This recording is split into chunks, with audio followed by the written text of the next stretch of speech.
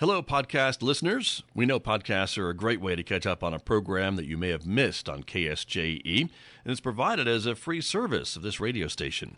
But you know, KSJE is now listener-supported, and so while you enjoy this podcast, we hope that you'll also take some time to join KSJE. Become a member today. It's quite easy to do. Just go to our website at ksje.com/support and pick the level of support that best matches your budget. Thanks again for listening. Here's your podcast.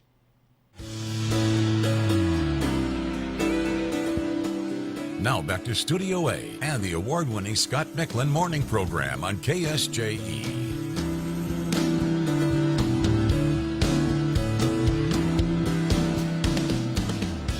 Welcome back to the studio this morning, everyone. My guests, as I mentioned, on the program today from Farmington Municipal Schools, I am joined by Superintendent Cody Diehl, who is here with us this morning. Good morning, Mr. Diehl. Good morning. Good to have you here. Thanks for having us. A little end-of-summer update from you, right, this morning, so we appreciate that. It was a fast one. Right, exactly. Very true. You brought a couple of your other folks, some other folks with you this morning. I want to introduce them as well. Welcoming Dr. Casey Kelly, who is here with us this morning. Good morning to you. Appreciate you being here. Thank you for being here. And also joining us here in the studio is Jennifer Bowles. Good morning to you. Good morning. Good to have all of you here this morning to talk about the work that you do with Farmington Schools. And Mr. Diehl, I guess we'll get right started and get into it, right, by talking a bit about some documentaries that your students have been creating. Well, before I do, I want to thank Dr. Kelly and Ms. Bowles for being here this morning. I let them know yesterday. Oh, that, okay. You should thank them. So they are, yes. They're so happy with me. But they are performing other duties as assigned this morning is what you're saying. But the reason being, and they're going to talk about it later, is they did some amazing work this summer for Farmington Municipal Schools, and most importantly, for hopefully impact on our students. So, very good. Both elementary and secondary learning, right? Absolutely. Okay. So, I jumped the gun. I apologize, but we will definitely give them some time to shine here during the program. But we will still start off with these documentaries that you want to talk about, right? A little bit, right, from some of your students? Yeah, so the New Mexico History Museum screened 7 student documentaries, and Farmington Municipal Schools was fortunate enough to have 3 of them. So a couple of students from Heights, and one from Piedra Vista, and one from Mesa View Middle School. And there you see on the screen Title IX and How It Impacted Women's Sports by Stevie Stone. So from Mesa View. So just you know, that's quite a heavy topic. So yeah, good for them. Absolutely. Yeah, and you know, it's love to highlight things like this and the way our schools are. I guess judged or held accountable.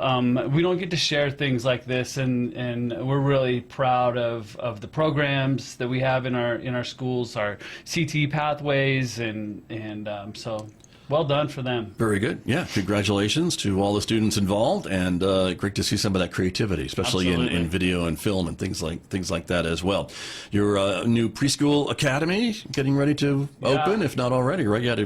Kicking it off, so I drove by there yesterday, and they're still paving parking lots, and we're coming down to the wire, but we'll have our ribbon cutting on Monday, August 3rd, so this Monday coming up at 11:30 a.m., and we're super excited to, most importantly, bring those 2 campuses together and stop sharing resources across town. You know, so we'll be able to have our social workers, our counselors, and our supports for these young developing students, our OTs, PTs, all in the same building and not having to bounce back and forth between 2. So, and then of course we want to thank the Public School Capital Outlay and the PSFA for all of their work in helping us get this done. And so I think I've said it before, but the cost of Farmington Schools was very minimal in this project. So less than a couple $100,000 for a $40 million building. So thankful to the state and the initiatives around early learning that the governor had, and Isaac Gamboa and his team put together some great presentations for the PSCOC, and we were able to get a full waiver, and so. Nice. Congratulations. Good stuff. And for folks maybe who aren't familiar where this is located, this is all the construction that folks saw over by Country Club Elementary School on that side of town. Yeah, right? So one of our campuses was there already for our special pre-K, what we called Pre-K East. And so, yeah, we put the new pre-K on the backside of that and infringed upon Country Club's playground a little bit, and still are. They'll have a nice, good field, but hopefully the grass will take and they can get back on it in October. But good. So we thank the students and the staff and the folks at Country Club Elementary for being disturbed but we are a few months ahead of schedule, so that's good. Nice, very good. Well, we can go check it out on the 3rd, it sounds Absolutely. like, right? For the ribbon cutting, so congratulations. It's a neat facility. Very, very good. Let's see, next up, Transportation Academy. Yeah, so, and we'll talk about a couple things, but it is a super busy summer for Farmington schools, and can't thank, we invite, our transportation department invited in districts. We hosted 26 districts across the state, 350 bus drivers, and, these are the folks that get our kids to and from, and so they need to be prepared at all times as well, and thanks to Billy Hewish and his team for putting together the FMS Transportation Academy, and we love partnering with districts and supporting one another. And so these are 350 bus drivers and mechanics from all around other school districts, right? Correct. You don't have that many. We do not. Okay. We do not. Just checking. Okay. But learning things like first aid, we see the picture of doing some CPR training and things like that. Other safe driving practices, more stuff that you just mentioned right there. Managing distractions, handling difficult situations. I've never been on a school bus that's had distractions in my life, Mr. Diehl. Okay. It's a hard job. Yes, it is. It is a hard job to I think in the mornings it's probably good, but in the afternoon it might get a little rowdy. Maybe. I think that's probably true. I can't have memories of that as but well. Our kids do a good job, and they do a good job. So. Right. Very true. Very true. Getting ready for the next year, exceptional programs. It's another cool event we want to highlight. Last week, we had our special ed staff, our EPO teachers, and supports all together. It's just another good opportunity, and I can't thank our teachers, and they're off contract. Obviously, we pay them a little bit, probably not as much as they deserve, to come in and train over the summer and get ready for the school year. So it was a good day. And looking forward to the work that they're doing. Miss Nicole Lamson, who's been in here before, is now going to oversee all of our federal programs, and this being one of them. So I'm excited for the changes and putting things together to help our students. Very good. Okay. Sounds good. Excellent. Some other another summit for high reliability schools. I know that's been a thing you've been focused on. It is. So this is our 5th year that we've done the High Reliability Schools Summit. Thanks again to Nicole Lamson and her vision of putting together this event. We used to send teachers to HRS summits across. Used to be, I think they're all now in Austin, but they. Out of town. Yeah. Denver. But the amount that it would cost for us to send all these folks to these events, Nicole a few years ago said, let's have our own mini summit. And so we've partnered with Solution Tree and we now bring them here and we welcome in some neighboring districts as well if they want to join us. Right. But we're actually here on San Juan College's campus Monday, Tuesday, and we're finishing up this morning. So it's happening right now. It's happening right now. Okay. And these two sitting next to me have played a huge role in the topics and what's happening in these breakout sessions. So we'll get them back over there here in a few minutes and keep going. I'm not sure which they're looking forward to more, their appearance here or getting back to the conference. Well, I won't say it out loud, but I know which one it is. All right, fair enough. Very good. And just give us a reminder on the idea, the concept of high reliability schools and what that means district-wide, right? Yeah, so, and this is really our strategic plan across our district, right? So our levels, level 1, safe, supportive, collaborative culture. Level 2, effective teaching in every classroom. Level 3, in which these guys will talk a little bit about some of the hard work that they've done this summer, guaranteed, viable, equitable curriculum. And then level 4 of the high reliability schools is proficiency, tracking proficiency and standards reference reporting. So this is the work, this is the leading indicators that we live by, and we feel like if we can do these things well, we're going to have great schools. Right. Very good. And the students will excel and all that. Absolutely. It kind of trickles down to... It's always, I mean, that's the focus always, is student outcomes, right? Sure. So, and if you need all of those levels working well to...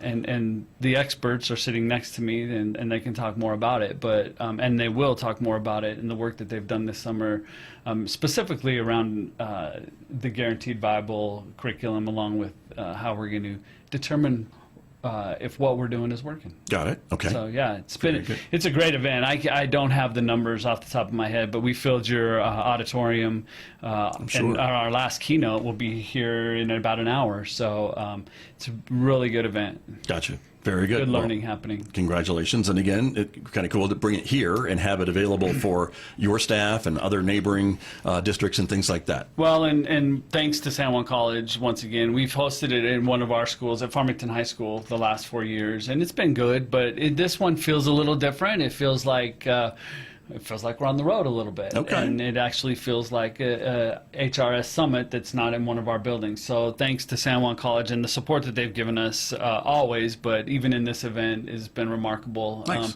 The IT folks and Mary's Kitchen, you know, Right. has provided breakfast and lunch for us. So Nice. it's been a little a more, really good event. very good. Maybe a little more elbow room to for move sure. around and collaborate. So Well, and it's taken a little pressure off of our team and these guys that put all this work together. So thankful for San Juan College. Gotcha. Very good.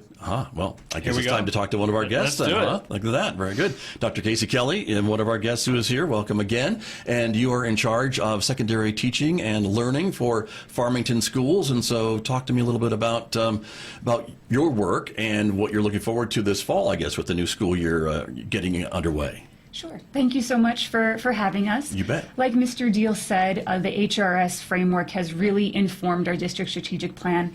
And what we believe is that every student deserves a guaranteed and viable curriculum delivered through effective instruction measured by a balanced assessment system. So when designing instructional coherence between these three large buckets, what our teams have noticed is we needed to increase our fidelity around a benchmark assessment system that ensures every student is experiencing grade level content and all of our teachers are measuring mastery the same way. And so that's exactly what guaranteed means of the curriculum component, is that every student is receiving grade level content. And valuable really means that it is accomplished in a school year. Mm-hmm. So this summer we enlisted the help of 6 different secondary leaders between instructional coaches, assistant principals, and principals, and 55 different teachers to really take a look at the alignment between our critical concepts, or what we have determined is absolutely critical at each grade level in our core contents, our assessments, and our high-quality instructional materials. When we say we are delivering benchmark assessments to our students, it's not about just adding one more assessment throughout the year.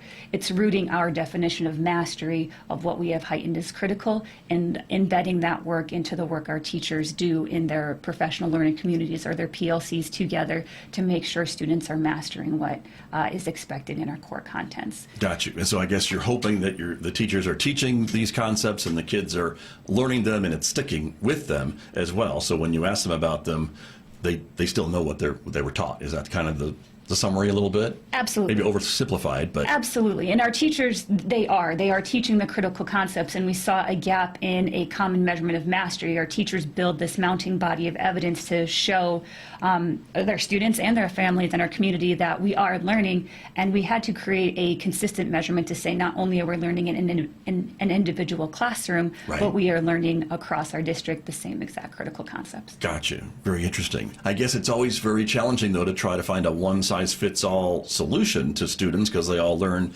somewhat differently. There are certainly some assumptions I think you can make, but is that also part of your work and what you try to do with the group of students that you're dealing with? Absolutely. So through this work, we are empowering our teachers to, of course, differentiate for the unique learning needs of all of our students. The benchmark system is that unifying piece so that we can say with good authority that all Farmington municipal students are learning the critical concepts paced across a full year, and our teachers are given enough instructional time for their students to master that content. Gotcha. And of course, students are certainly learning a little bit differently today than they did maybe when I was in school, when you were in school, Mr. Diehl was in school. I mean, it's a kind of an evolving concept, I guess, of how students are ingesting information and learning information and retaining it too, right? Absolutely. I think that that is really a focus of our high quality instructional material adoption and implementation. Each year, we get to adopt new materials, resources, activities for our students, and there's a heightened focus on the unique needs, especially as students' learning preferences have shifted over time. So through this work, we've taken a solid look at the use of technology, the use of traditional teaching methods, as well as different learning preferences and styles when delivering our high-quality instructional materials and resources to meet the curriculum ask. Got it. Very interesting. Well, congratulations. Good luck to you, because I know all this is backed up by data, and you look at that data, I guess, right, to see how the cohorts of students are doing from year to year, from semester to semester, I suppose? We sure do, at the district level, at the building level, at the grade level, at the individual student level. We use all of our student data and our site data to influence our decisions, and we make sure to root those in collaboration with the people that are closest to our students. And teacher voice, principal voice, assistant principal voice, and instructional coach voice were the ones that guided this project and this work throughout the summer. Got you. Very good. And Mr. Diehl, it seems like these efforts are paying off. It seems your students are performing pretty well when they're compared to other students in other places around the state. Yeah, I mean, I think that we're nowhere near where we want to be. Right. But I think that we continue to refine what we're doing, and that's ultimately the goal, is to be the best. And most importantly, giving our kids the tools that they need, the students, for when they leave us, that they can choose whatever it is that they want to do and move forward. We've talked a little bit about it before, different pathways, and the world that we live in today is much different than the world that we lived in 5 years ago. Challenge these guys every day to ensure that we're always looking at our systems to make sure, to give our kids the best chance, and they've done a really good job. And Dr. Kelly hit the ground running in this new position for her, and I can't thank her enough for the work that they did this summer. I'm super excited about what's going to happen this year. Very good. Well, and leading into to Jen next, the work that they've done over the course of the last, she's got a little head start in terms of some of what she's going to talk about, but super excited for all levels. Very good. Well, I can't think of a better segue to get to our next guest. So, Yeah. Dr. Kelly, thank you again. And Jennifer Wells, let's turn to you a little bit about your work with elementary teaching and learning at Farmington Schools, and some of the work that you are doing. I imagine it's along the same lines, but a little bit different because you're dealing with younger students, right? Yeah, a lot of what we're doing is very much aligned, and there's a lot of collaboration that goes on between Casey and I. We want a consistent system for our students as they grow and learn through the years. So, yeah, in a lot of ways, it's very similar to the work that she did. We worked on our benchmark assessments for literacy and math, and having that same idea of understanding what proficiency looks like for students, getting to that guaranteed and viable curriculum. It's interesting because you think it isn't that complicated. Maybe I think some people don't understand the nuances of like how complicated it can be when you're looking at hundreds of teachers with their own perspectives and thousands of students. But in the end, we all want a common vision of what proficiency looks like and make sure that we're supporting our students to get there, no matter what their barriers are. Sure. And for the students that you are working with, I mean, I think it's more important, please correct me if I'm wrong, but for these students at the younger ages to grasp these concepts, because if they don't grasp them at that young age, they're kind of stuck later on when they get to Dr. Kelly's area, correct? Very much so. We have probably the most critical years, right?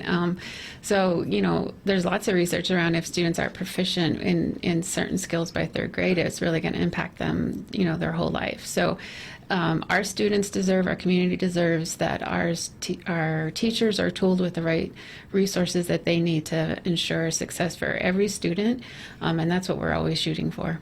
Got it. And even with kids at these younger ages and earlier grades, again, they are still learning a little bit differently than we did when we were their age and things like that. There's still new concepts and new ways of helping them figure out these concepts and get them to stick. Yeah, I think there's some aspects though that haven't changed. Like we all kind of learn. Like if you're thinking about playing an instrument, like you would go through the same process. And so in some ways it's the same process, but how we approach and mitigate distractions in the classrooms and the barriers that students come with. There's challenges, in every classroom with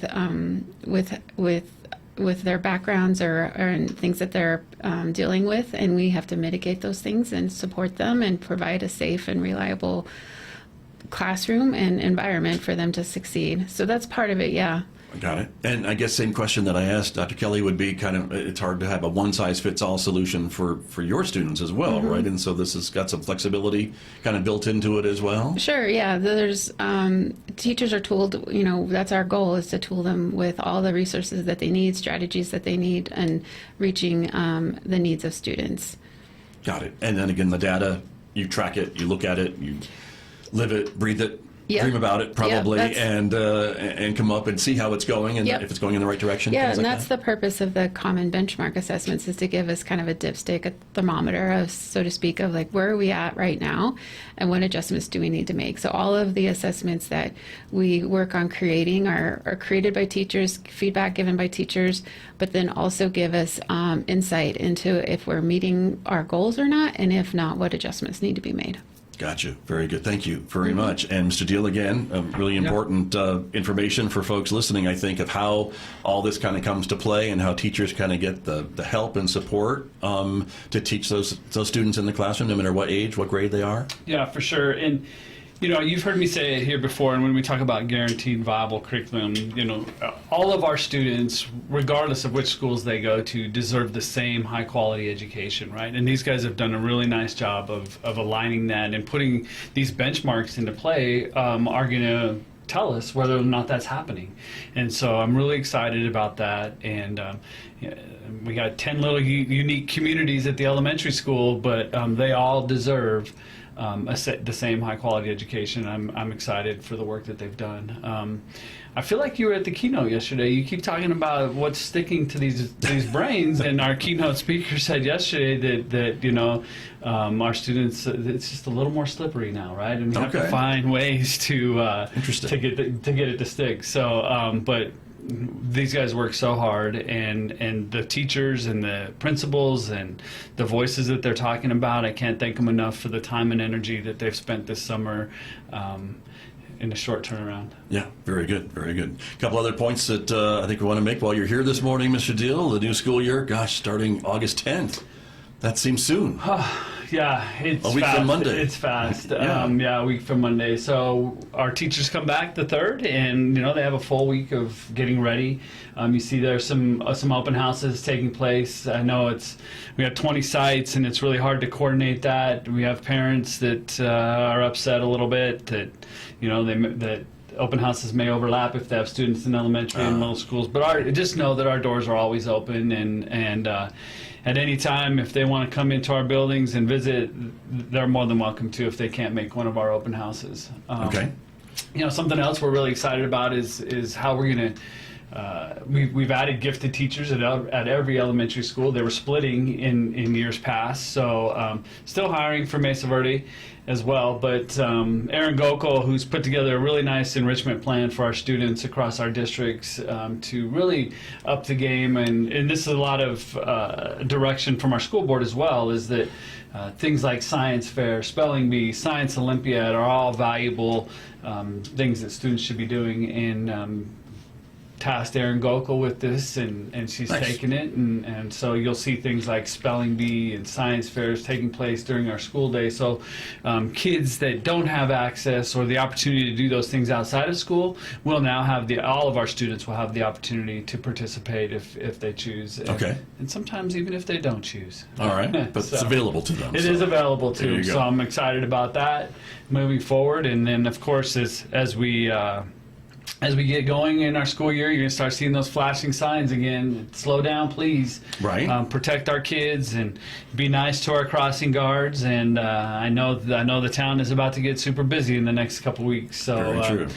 Big yellow school buses. When you see them flashing, please don't pass them. Right. Motorists be aware. And exactly, watching school zones. Crossing guards will be out. Are you going to be out again the first couple of days of school, Mr. Diehl, with your I have a big goal of being out. Maybe not doing that more, but definitely being out and looking at the work that these guys have done and how it's going to impact our schools. But I'm sure I'll take my turn at the start of the school year again with the yellow vest, no doubt. Fair enough. Very good. Your Armed Campus Safety folks are going to be at more schools this year? Well, yeah. So we actually we had some roving campus safety monitors at our elementary schools, but we actually hired one more armed campus safety monitor that will be roving across our elementary schools. Along with that, we also are more information to come around our emergency operations center. We're going to house very similar to what the police department does with their crime center, and we'll house some people at that to monitor video and to support our district. Nice, kind of like a central location to monitor all the video inputs coming in from all the schools, I guess? I think we're mimicking kind of what you guys do here. So it's an opportunity for us to support our students. It's pretty sad that we have to do it, but it's the world that we live in, and very, very pleased with the partnership that we have with Farmington Police Department, and our safety and security has done an amazing job of putting good plans together to keep our schools safe. Okay, very good. We've had some camera additions this summer, secure vestibules, for example, at Ladera Elementary School. Unfortunately, we ordered doors in March, and they're still not here. Project won't be complete at the start of the school year, but we'll continue to be safe by having people ring in at the front door. But a lot of good things happening across our districts. Sure, and it's just safety-wise. Right, that's good to know.